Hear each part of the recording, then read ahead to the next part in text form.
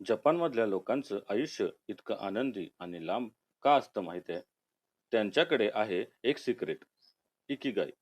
नमस्कार मित्रांनो, आज आपण पाहणार आहोत प्रसिद्ध पुस्तक इकिगाईच्या चॅप्टर 1 ची मराठी समरी. हे पुस्तक सांगतं, आयुष्यात रोज उठण्यामागचं कारण सापडलं तर आयुष्य बदलू शकतं. चॅप्टर 1 मध्ये लेखक सांगतात की इकिगाई म्हणजे तुम्हाला आनंद देणारी आणि जगण्यासाठी कारण देणारी गोष्ट. जपानमधल्या ओकिनावा नावाच्या बेटावर लोक खूप वर्ष जगतात, कारण ते फक्त काम करत नाहीत, तर त्यांना त्यांच्या कामात मीनिंग मिळतो. या चॅप्टर मधला मुख्य संदेश आहे, बिझी राहण्यापेक्षा पर्पजफुल राहणं जास्त महत्वाचं आहे. जर तुम्हाला ड्रॉइंग आवडत असेल, लोकांना त्यातून मदत होत असेल आणि तुम्ही त्यात इम्प्रूव्ह होत असाल, तर ते तुमचं इकिगाई असू शकतं. आजपासून स्वतःला हे 4 प्रश्न विचारा. मला काय करायला आवडतं? मी कोणत्या गोष्टीत चांगला आहे? लोकांना कोणत्या गोष्टीची गरज आहे?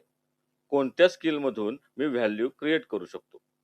जिथे या 4 गोष्टी भेटतात, तिथे तुमचं इकिगाई असतं. जर तुम्हालाही तुमच्या आयुष्याचं पर्पज शोधायचं असेल, तर हा शॉर्ट सेव्ह करा आणि चॅनलला सबस्क्राईब करा.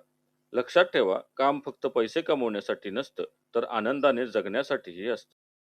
पुन्हा भेटू एका नवीन बुक समरी सोबत. धन्यवाद.